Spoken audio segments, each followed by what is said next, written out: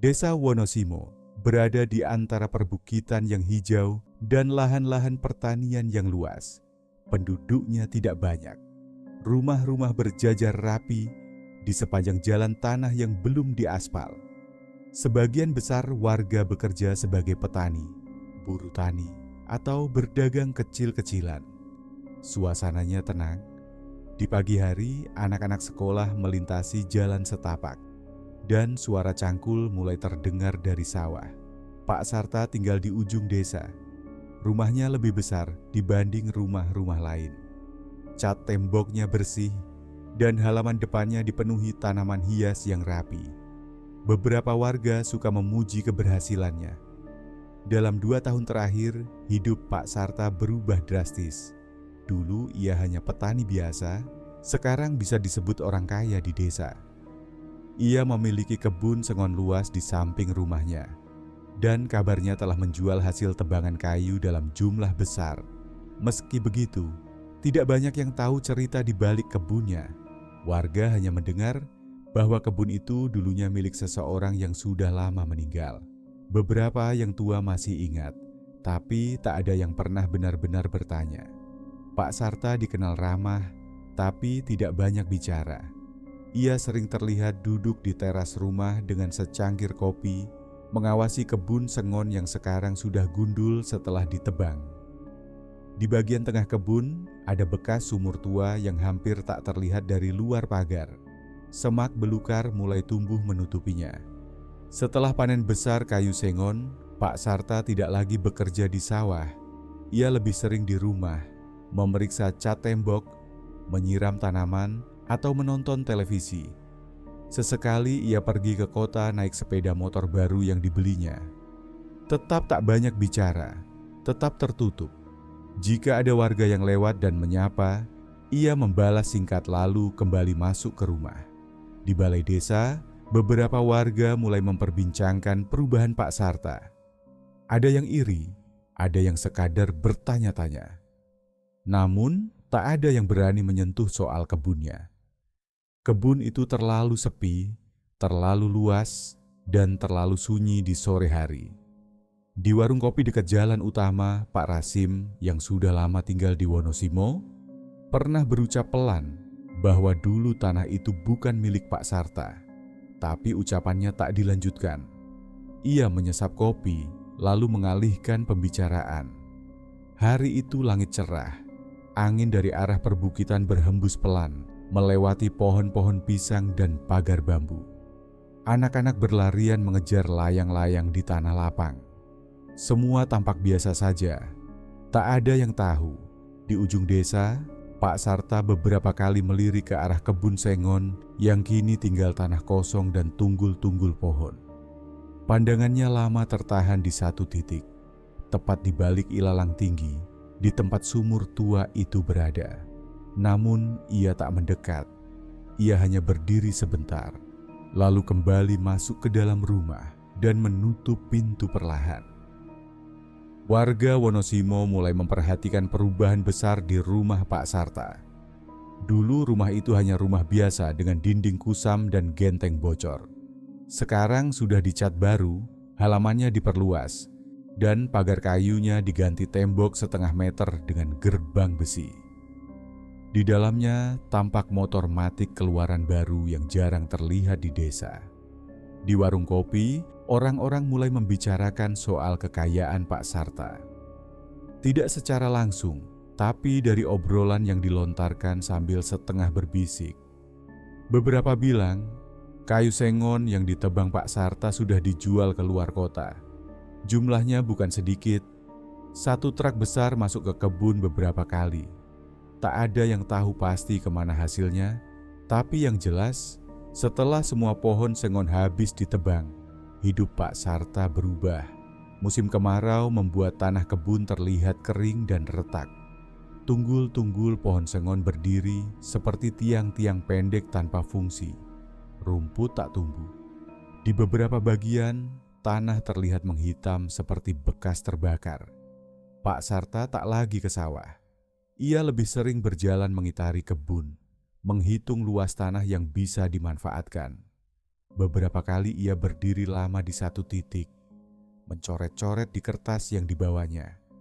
Wajahnya serius, seolah sedang menghitung sesuatu. Ia memanggil tukang dari desa sebelah untuk melihat-lihat rumahnya. Kabarnya ia ingin memperluas bangunan, menambah satu kamar, dan membuat dapur baru. Ia juga menyuruh seseorang untuk mengukur ulang tanah di belakang rumah, dekat kebun sengon yang dulunya tidak tergarap. Istrinya Bu Marni mulai jarang terlihat.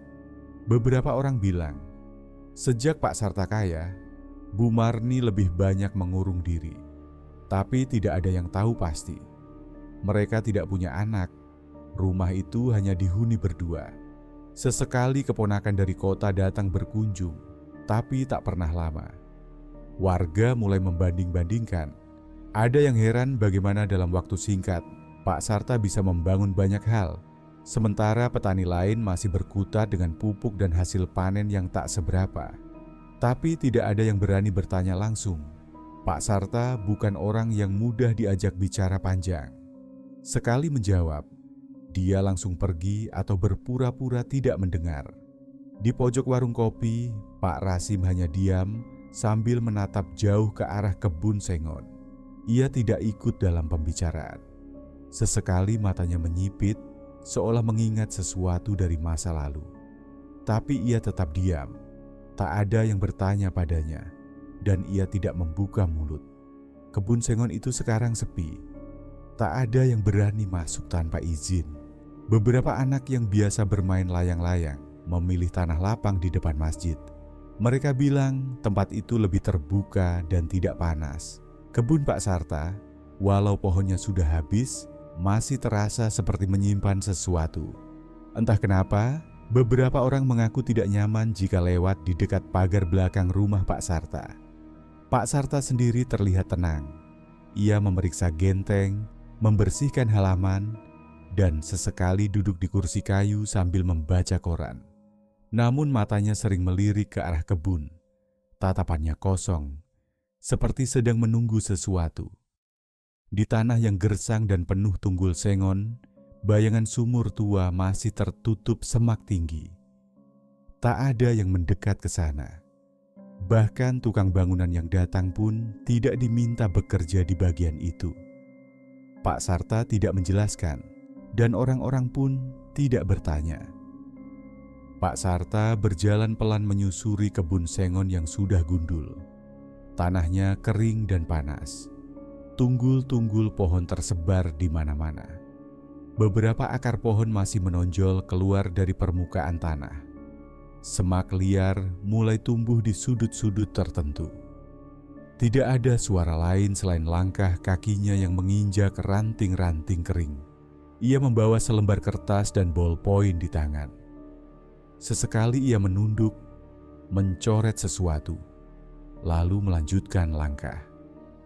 Matanya menyapu seluruh kebun, seperti sedang memikirkan rencana baru.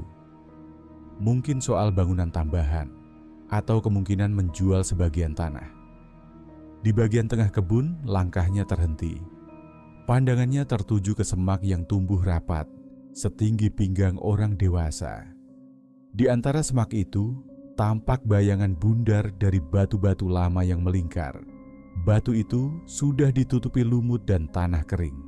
Di bagian tengahnya, ada lubang kecil yang tertutup potongan papan tua. Itu adalah sumur lama.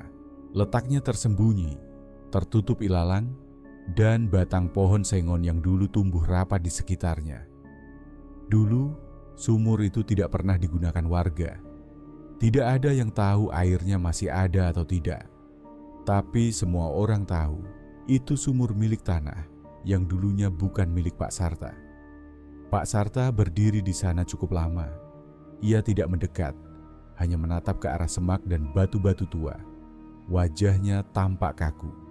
Matanya sedikit menyipit, alisnya turun. Tangan yang memegang bolpoin mulai menggenggam lebih erat. Ia tidak menulis apapun. Diam saja. Beberapa saat kemudian, ia melangkah mundur. Pandangannya masih tertuju ke arah sumur. Tatapannya tidak tenang. Ia menarik napas pendek, lalu membalikkan badan dan berjalan cepat menjauhi tempat itu. Kertas di tangannya ditekuk tanpa dilihat. Langkahnya lebih tergesa dari sebelumnya. Di luar pagar, seorang anak kecil yang sedang mencari belalang sempat melihat Pak Sarta keluar dari kebun dengan raut wajah tegang. Anak itu sempat melirik ke arah tengah kebun, lalu buru-buru pergi tanpa membawa apa-apa. Pak Sarta masuk ke rumah tanpa menyapa siapapun. Ia menutup pintu, lalu tirai jendela ditarik dari dalam. Rumahnya kembali sunyi. Beberapa warga yang lewat hanya melihat kebun sengon yang kosong. Tak ada yang memperhatikan sumur tua itu.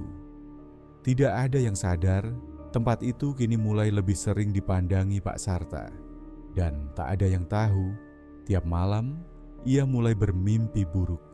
Tapi ia tidak menceritakannya kepada siapapun. Sumur itu tetap di sana, dikelilingi semak dan batang pohon yang mati. Diam, tapi seperti menyimpan sesuatu yang belum selesai. Lampu-lampu rumah di desa Wonosimo sudah banyak yang padam. Udara dingin mulai masuk lewat celah jendela. Suasana desa tenang. Hanya ada suara jangkrik dari semak-semak dan sesekali anjing menggonggong di kejauhan. Pak Sarta berbaring di kamarnya. Matanya terbuka, memandangi langit-langit yang gelap. Di samping tempat tidurnya, jam dinding terus berdetak pelan. Istrinya sudah lebih dulu tertidur.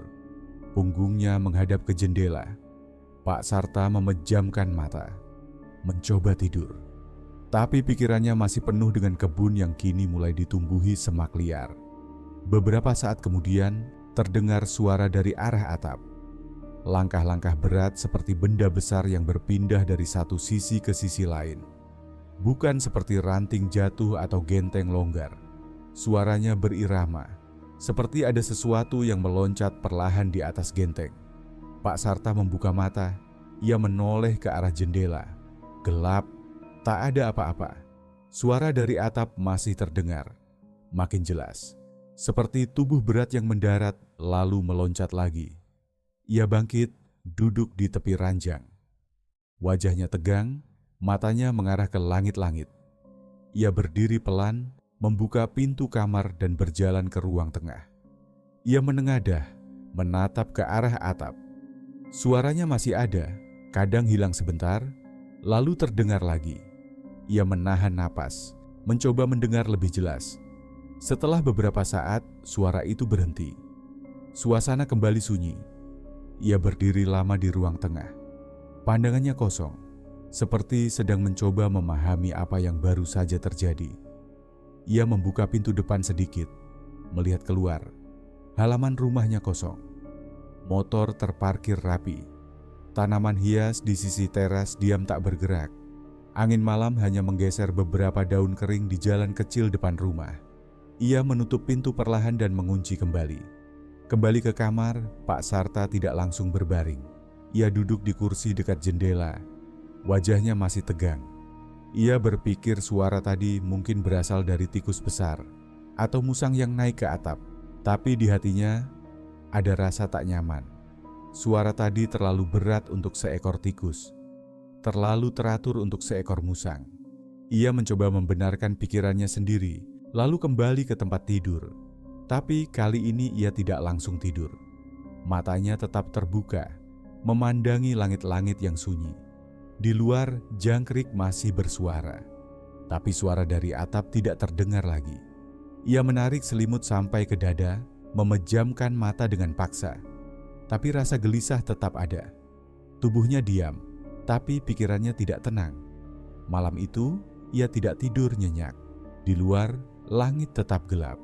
Rumahnya sunyi. Tapi Pak Sarta merasa seperti ada sesuatu yang sedang mengawasi dari atas atap. Pak Sarta membuka pintu rumah perlahan. Udara pagi belum terlalu panas. Langit mendung, tapi tidak gelap. Ia berdiri sebentar di ambang pintu, menghela napas pendek, lalu melangkah keluar. Pandangan matanya langsung tertuju ke lantai teras. Di sana ada jejak kaki. Bentuknya tidak seperti kaki biasa, kecil, bulat, dan terlihat seperti bekas kain yang menempel di tanah basah. Jejak itu memanjang dari arah pagar depan menuju pintu rumah. Beberapa terlihat lebih jelas, sebagian mulai mengering. Pak Sarta berdiri mematung. Ia menyapu pandangan ke sekitar halaman. Tanah di halaman kering, begitu juga jalanan di luar pagar. Tidak ada bekas hujan, tidak ada lumpur. Tapi jejak kaki di terasnya terlihat basah dan meninggalkan bekas tanah yang menempel. Ia menunduk, memperhatikan satu persatu jejak itu. Bentuknya aneh, tidak ada jari kaki, hanya bulatan lonjong. Ukurannya mirip jejak anak kecil, tapi terlalu rapi dan teratur. Beberapa jejak menumpuk di satu titik, seolah sosok yang membuatnya sempat berhenti lama di depan pintu. Pak Sarta tidak memanggil istrinya. Ia mengambil sapu dan membersihkan terasnya perlahan.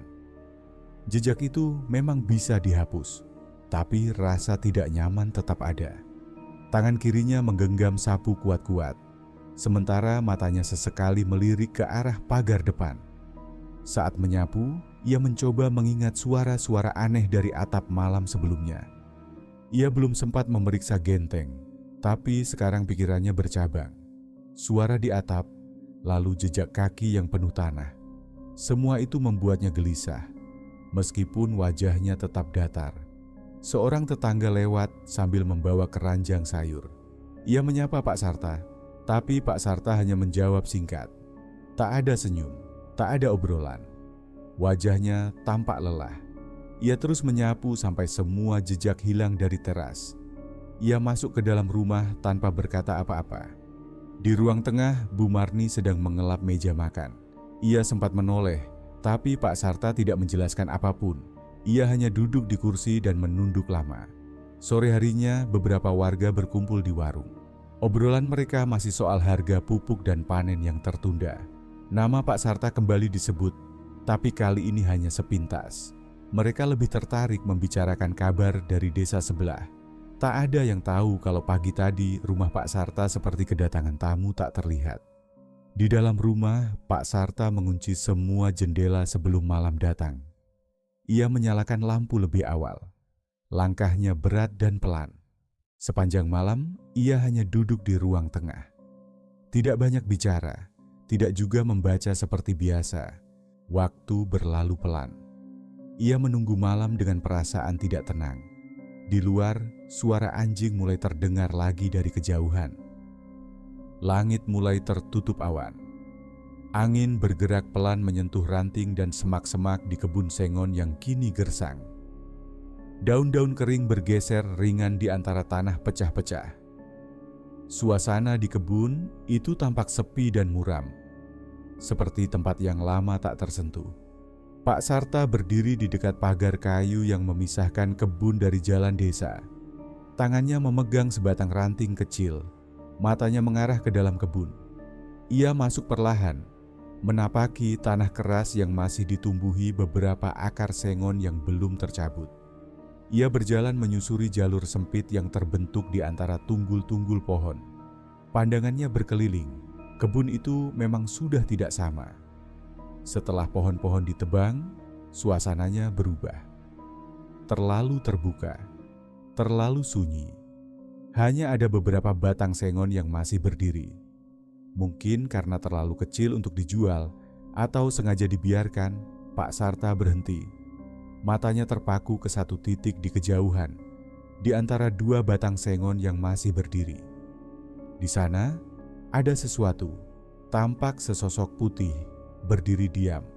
Bentuknya tegak, seperti tubuh yang terbungkus kain. Tidak bergerak, tidak berpindah.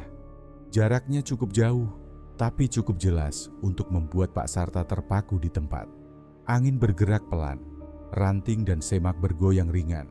Tapi sosok putih itu tetap diam, tidak mengikuti arah angin, tidak menyatu dengan gerakan semak, seolah berdiri sendiri, seperti sedang menatap ke arah Pak Sarta.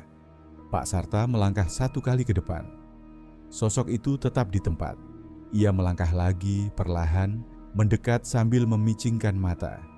Tidak ada suara lain selain langkah sepatunya di tanah kering. Jarak makin dekat, tapi sosok putih itu tetap tak bergerak.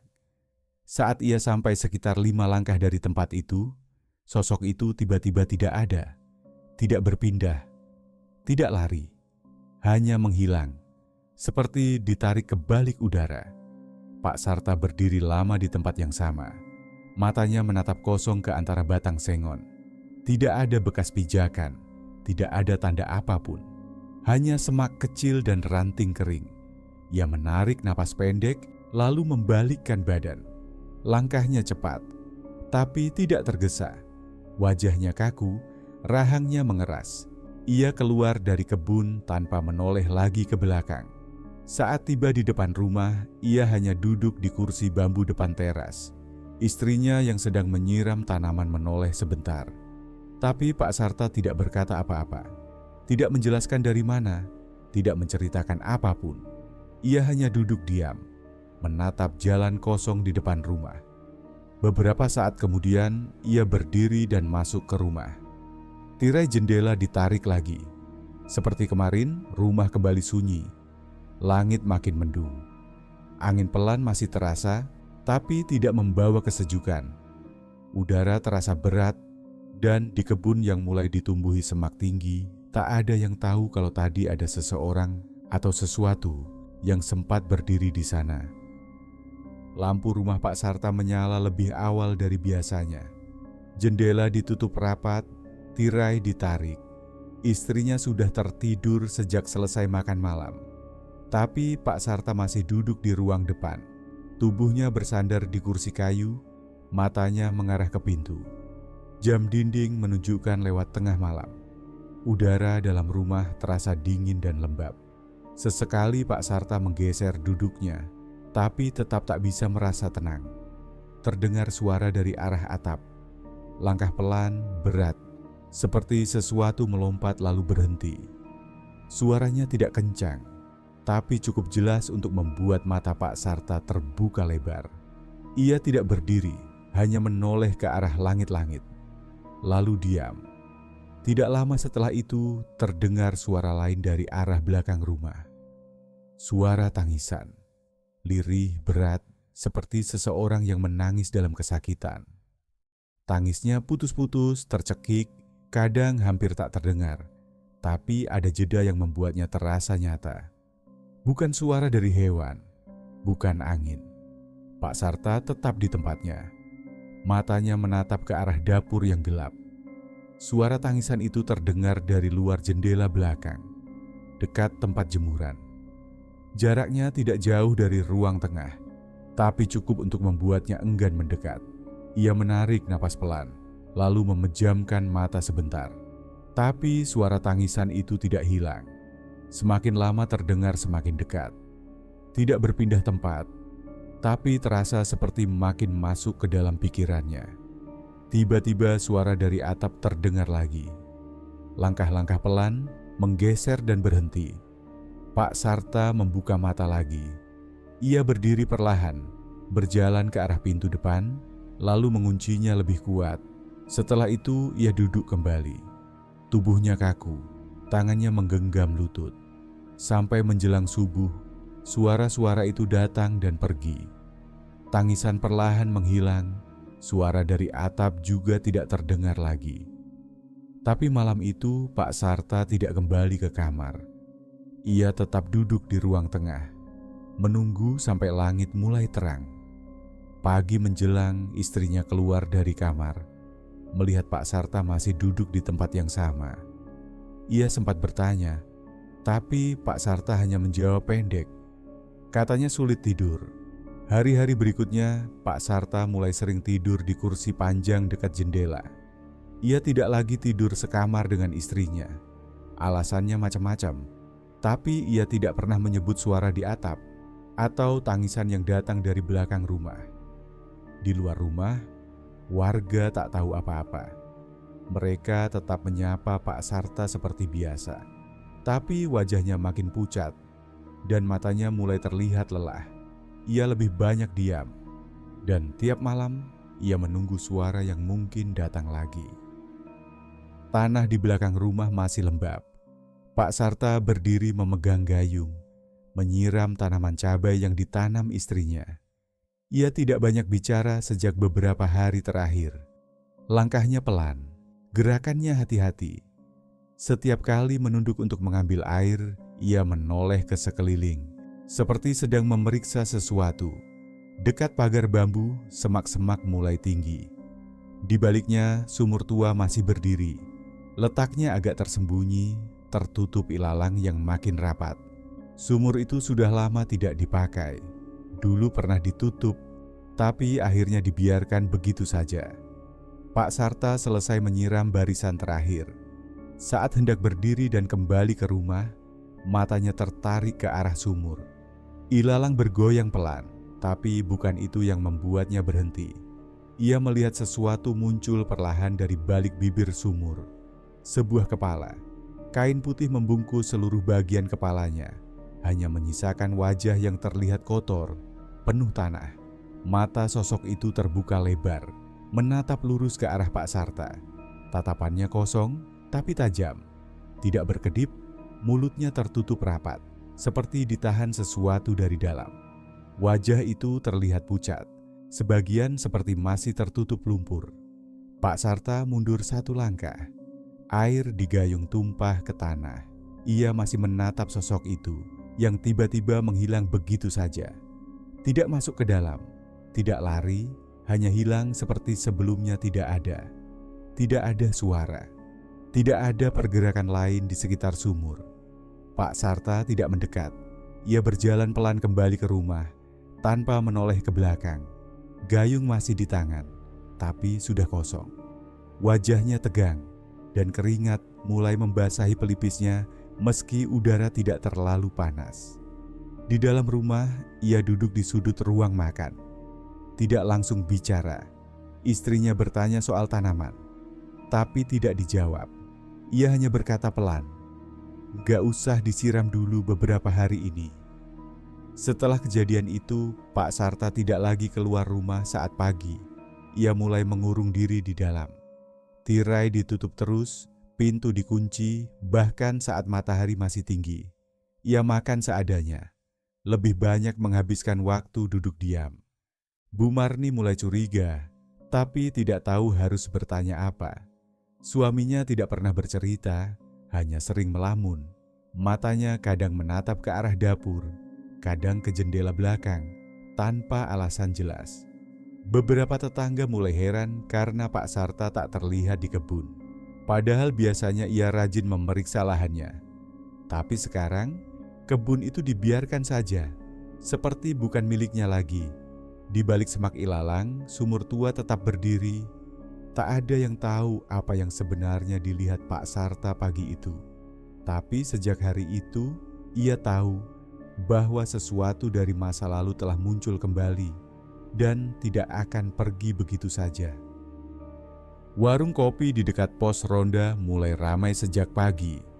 Beberapa warga duduk melingkar, memegang cangkir dan gorengan di tangan.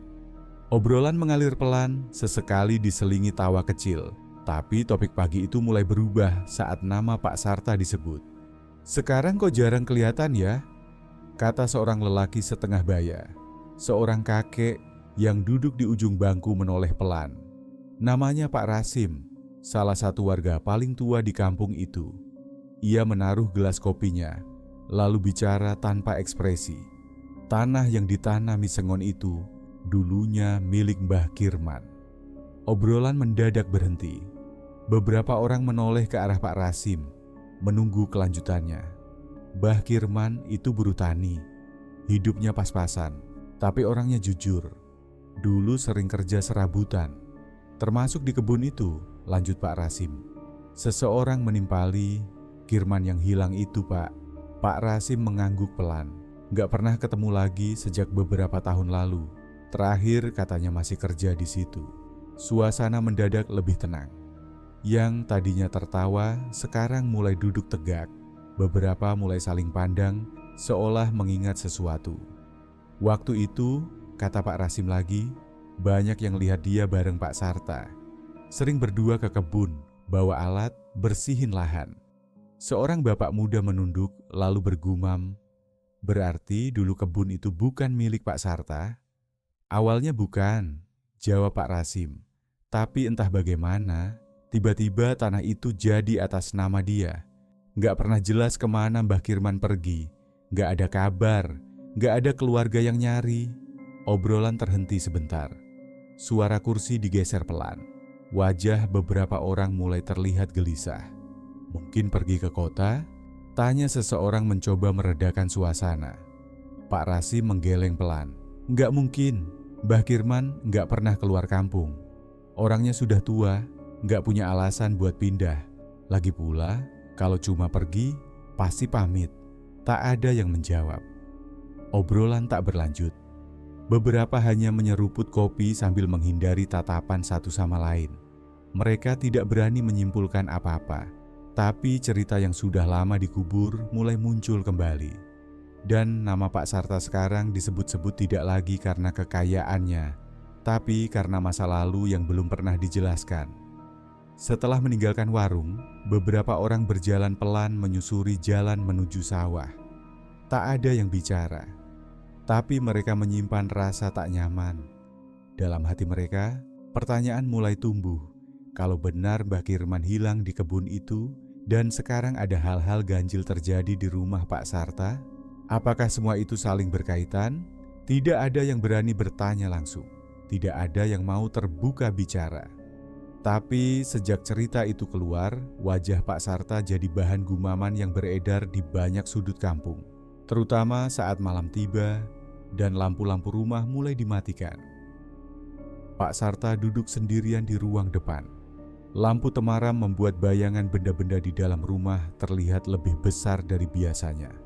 Matanya menatap kosong ke lantai. Di dekatnya ada segelas air yang tak tersentuh. Tubuhnya lemas, pundaknya menurun, dan napasnya tidak teratur. Sejak beberapa malam terakhir, ia hampir tidak tidur. Pikirannya penuh dengan bayangan lama. Sesuatu yang ia tutupi bertahun-tahun mulai mengusik tanpa henti. Awalnya hanya mimpi, tapi makin ke sini mimpi itu muncul meski matanya terbuka. Dulu, saat kebun itu masih rimbun, Mbah Kirman sering datang membantu bersih-bersih. Ia tinggal sendiri di rumah kecil dekat sawah. Hidupnya sederhana, tidak punya banyak, tapi selalu ramah dan ringan tangan. Pak Sarta tahu itu. Ia tahu Mbah Kirman bukan orang yang pandai membaca surat atau paham urusan tanah. Dan dari situlah semuanya bermula. Ia memalsukan surat jual beli, memanfaatkan kepercayaan Mbah Kirman, menyodorkan berkas yang seolah-olah resmi. Mbah Kirman menandatanganinya tanpa curiga, hanya dengan janji akan diberi bagian hasil panen. Tapi setelah itu ia mulai resah. Takut kalau kebohongannya terbongkar. Takut kalau Mbah Kirman curiga dan bicara ke warga. Ketakutan itu makin besar, sampai akhirnya ia memutuskan menghilangkan sumber masalah. Malam saat hujan turun, ia mengajak Mbah Kirman ke kebun. Katanya ada pohon sengon yang hampir tumbang. Di sana, ia memukul kepala orang tua itu dari belakang. Tanpa sempat bicara, Mbah Kirman roboh di dekat sumur tua. Pak Sarta menyeret tubuhnya, lalu menjatuhkannya ke dalam sumur. Ia menutupinya dengan tanah dan ilalang. Setelah itu ia pergi seperti tidak terjadi apa-apa. Tahun-tahun berlalu, kebun itu makin subur. Pohon-pohon sengon tumbuh tinggi. Hasil panen datang silih berganti.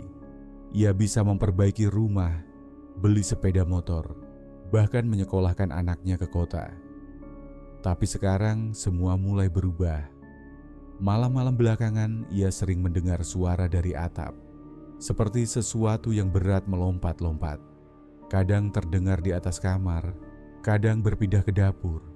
Ia tak pernah menemukan apapun. Tapi suara itu terus datang. Yang paling membuatnya tidak bisa tidur adalah suara langkah. Bukan langkah manusia biasa. Ada jeda panjang di antara hentakannya, seperti seseorang yang tidak berjalan, tapi meloncat. Malam ini, suara itu terdengar lagi. Pelan tapi jelas, seperti bergerak perlahan di atas langit-langit. Pak Sarta menutup telinganya, tapi dalam kepalanya, suara masa lalu lebih nyaring. Ia mulai menangis tanpa suara. Air matanya jatuh, tapi mulutnya tetap diam. Tidak ada yang bisa ia lakukan. Ia ingin mengakui semuanya, tapi tak tahu kepada siapa. Ia ingin berteriak, tapi takut orang-orang akan tahu. Bayangan wajah Mbah Kirman datang kembali. Pucat, penuh tanah, dengan mata terbuka lebar. Sosok itu berdiri di dekat sumur. Diam saja, tapi tatapannya seperti menuntut sesuatu. Pak Sarta kini bukan hanya dihantui hantu dari luar. Ia mulai hancur dari dalam. Setiap suara, setiap bayangan, membawanya kembali ke malam saat ia memilih menghilangkan seseorang demi sepetak tanah. Dan sekarang, tanah itu menuntut balas. Beberapa anak kecil yang bermain layangan dekat kebun sengon mulai menutup hidung mereka. Bau busuk menyengat dari arah semak-semak. Dekat sumur tua yang sudah lama tertutup ilalang, salah satu dari mereka lari ke rumah dan melapor pada orang tuanya. Tak lama, beberapa warga mulai berdatangan. Mereka berdiri tak jauh dari sumur tua itu. Ilalang di sekitarnya sudah mulai tinggi, tapi bau busuk tetap tercium jelas. Seorang bapak mengambil parang dan mulai membersihkan semak-semak. Yang lain ikut membantu. Tanah di sekeliling sumur tampak agak cekung, seperti pernah digali lalu ditimbun kembali. Beberapa warga sepakat menggali, bukan untuk cari sesuatu, tapi lebih karena penasaran. Mereka ingin tahu apa yang menimbulkan bau tak enak itu. Setelah menggali beberapa lapisan tanah, cangkul salah satu warga membentur sesuatu yang keras. Mereka berhenti sejenak, lalu menggali lebih hati-hati. Tak lama, bagian atas dari sehelai kain lusuh mulai terlihat. Warna putihnya sudah kecoklatan. Kain itu tampak membungkus sesuatu. Saat digali lebih dalam, warga menemukan kerangka manusia di dalamnya. Tangan dan kaki masih terikat. Kain kafan yang membungkus tubuh sudah compang-camping, tapi bentuknya menyerupai pocong. Sebagian warga mundur, yang lain diam tak bergerak. Wajahnya pucat. Seorang dari mereka berlari ke balai desa untuk melapor. Polisi datang sore itu. Garis kuning dipasang di sekeliling sumur. Petugas mulai memotret, mencatat, dan menggali lebih lanjut. Kepala desa diminta ikut menyaksikan proses evakuasi. Tak ada identitas ditemukan di tubuh itu. Hanya sisa-sisa pakaian dalam keadaan rusak. Saat polisi bertanya siapa saja yang tahu sejarah tanah itu, beberapa warga mulai membuka suara. Pelan-pelan, mereka menyebut satu nama, Mbah Kirman, seorang buruh tani tua yang pernah tinggal di kampung itu, lalu menghilang tanpa kabar. Ia terakhir terlihat sering bekerja di kebun tersebut, bersama pemilik tanah sekarang, Pak Sarta.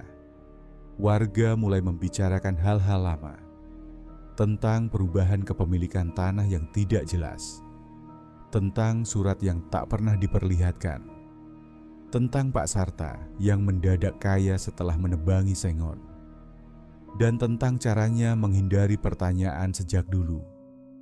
Meski tidak ada yang berani menuduh langsung, arah pandangan warga perlahan mengarah ke rumah Pak Sarta. Sementara itu di rumahnya, Pak Sarta duduk di dalam kamar. Ia tidak keluar sejak pagi. Ia tahu apa yang warga temukan. Ia mencium baunya bahkan dari dalam rumah. Dan ia tahu, cepat atau lambat, semua akan sampai ke pintunya. Ia gemetar. Bayangan pocong yang berdiri di dekat sumur kembali muncul di benaknya. Kali ini lebih jelas. Tali kafan di tubuhnya kusut, wajahnya penuh tanah. Matanya terbuka seolah sedang melihat langsung ke arahnya. Sore menjelang malam, suasana kampung lebih sunyi dari biasanya. Warga tidak menyalakan radio atau bersenda gurau di depan rumah. Semua seperti menahan sesuatu. Bau dari sumur masih terasa. Dan semua orang tahu, apapun yang terjadi selanjutnya, sudah tidak bisa ditutupi lagi. Langit malam tampak mendung. Tak ada bulan. Hanya kabut tipis yang menggantung di antara pepohonan. Angin bertiup kencang dari arah kebun, menerpa dedaunan dan ranting kering. Rumah Pak Sarta gelap. Lampu di teras padam tanpa sebab. Di dalam rumah, lampu gantung yang biasanya redup kini mati total. Pak Sarta duduk di ruang depan. Tubuhnya menempel di kursi kayu tua. Ia tidak bicara, tidak bergerak. Wajahnya pucat, napasnya tak beraturan. Sejak siang, rumahnya tak dikunjungi siapapun. Tidak ada tetangga yang lewat. Semua seperti menjauh, seolah menunggu sesuatu terjadi. Tiba-tiba, daun pintu bergetar. Angin kencang dari luar membuat seluruh rumah berderak pelan. Pak Sarta tidak berani berdiri. Ia menatap ke depan, ke arah jendela yang tirainya sedikit tersibak. Dari sela tirai, ia melihat halaman rumah. Ada sesuatu berdiri di sana. Awalnya tak jelas, tapi saat angin menyibakkan debu di tanah, bentuk itu muncul perlahan. Sosok putih, tegak, terbungkus kain dari kepala sampai kaki. Tali kafannya tampak kusut, bagian wajahnya tertutup sebagian oleh tanah. Matanya kosong, terbuka lebar. Sosok itu tidak diam. Ia bergerak, tidak berjalan, tapi melompat-lompat perlahan, mendekati rumah. Setiap lompatan membuat jaraknya makin dekat. Pak Sarta tidak mengalihkan pandangan. Matanya membelalak. Ia tahu itu bukan mimpi. Pocong itu berhenti di depan pintu pagar yang terbuka setengah. Tanpa suara, tanpa gerakan lain, ia hanya berdiri, lalu bergerak lagi, masuk ke halaman rumah, melompati undakan kecil dekat teras. Pak Sarta mundur ke dalam, tapi kakinya goyah. Ia tidak bisa mengontrol tubuhnya sendiri. Tangannya bergetar, napasnya makin cepat. Tapi ia tak bisa berdiri. Ia hanya bisa duduk dan memandang ke arah pintu depan. Angin makin kencang. Pintu depan sedikit terbuka. Tirai bergoyang. Lalu terlihat lagi sosok pocong itu sekarang berdiri di ambang pintu. Tak jauh dari tempat Pak Sarta duduk. Kain kafan di tubuhnya tampak lembab. Ada bekas tanah yang menempel dari dada sampai kepala. Wajahnya pucat, sebagian rusak. Mata hitamnya tetap terbuka, seolah mengamati. Tali yang mengikat tubuhnya menggantung longgar. Di antara sela-sela kain, tulang-tulangnya tampak samar. Pak Sarta ingin berteriak, tapi suaranya tak keluar. Ingin lari, tapi tubuhnya kaku. Matanya tetap tertuju pada sosok itu.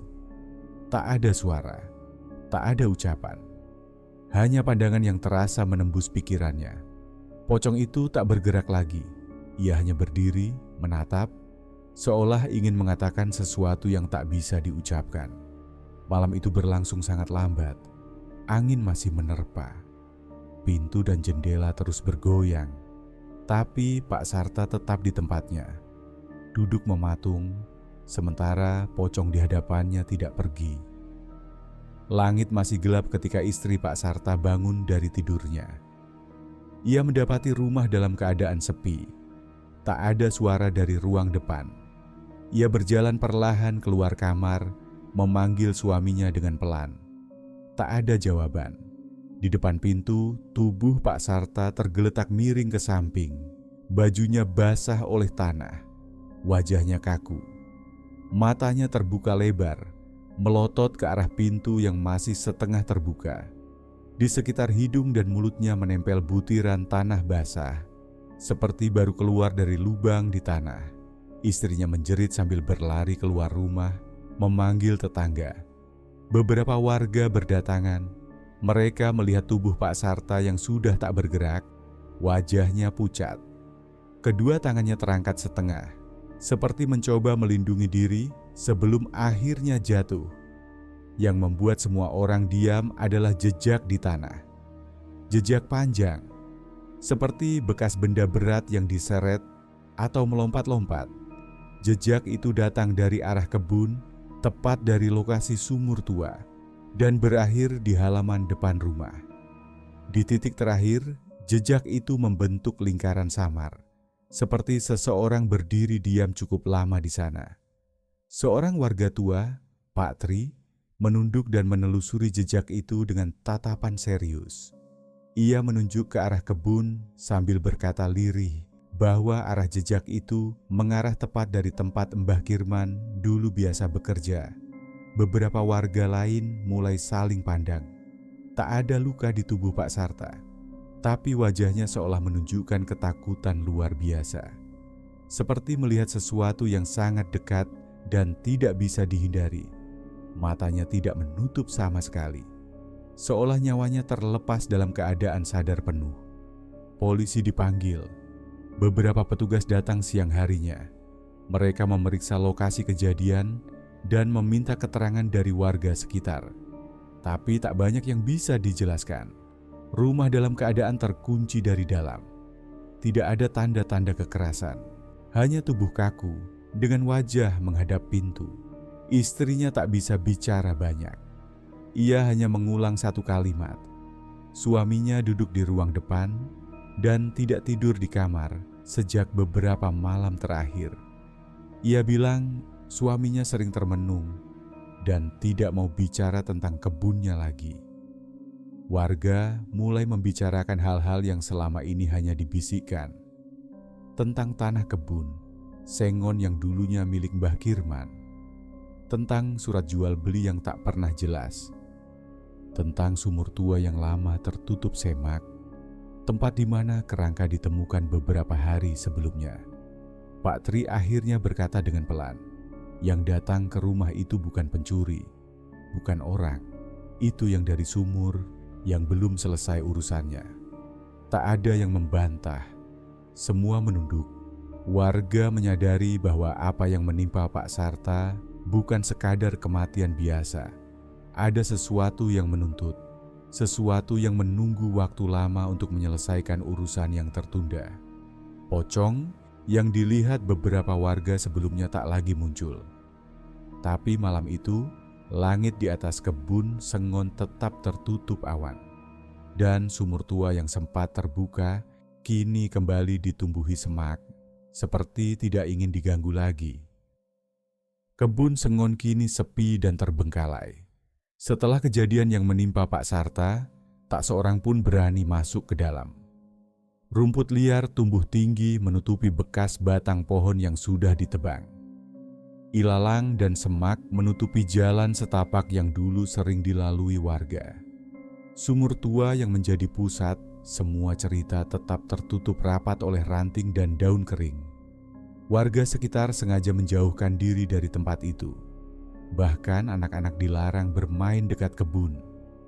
Mereka tahu ada hal yang tak bisa dijelaskan, sesuatu yang pernah membuat ketakutan besar bagi siapa saja yang dekat dengan kebun itu. Desa Wonosimo kembali seperti biasa. Aktivitas berjalan normal. Petani mengurus sawah dan ladang yang lain. Orang-orang mulai melupakan kebun sengon yang dulu ramai dibicarakan. Tapi cerita tentang pocong yang muncul di kebun tetap hidup. Dibisikkan dari mulut ke mulut, menjadi legenda yang tak pernah pudar. Beberapa warga yang dulu merasakan ketakutan, kini mulai pulih. Namun, tatapan mereka saat melewati jalan ke kebun selalu berubah. Mereka mempercepat langkah, memastikan tidak melihat bayangan aneh atau sesuatu yang tak wajar. Meski tak ada yang berani masuk ke kebun, rasa penasaran kadang masih muncul. Tapi kebanyakan memilih diam dan tidak mengungkit kembali masa lalu yang membawa kengerian. Mereka percaya, apa yang sudah terjadi adalah peringatan. Bukan hanya soal tanah atau pohon sengon, tapi tentang keadilan yang tak bisa dihindari. Wonosimo tetap tenang. Tapi kisah tentang pocong di kebun sengon jadi cerita yang terus hidup, mengingatkan semua orang untuk berhati-hati. Sebuah cerita yang tidak hilang oleh waktu meski tempatnya dibiarkan kosong. Terima kasih telah menonton video ini. Jangan lupa untuk like, komen, dan subscribe, serta nyalakan notifikasi agar tidak ketinggalan video-video selanjutnya.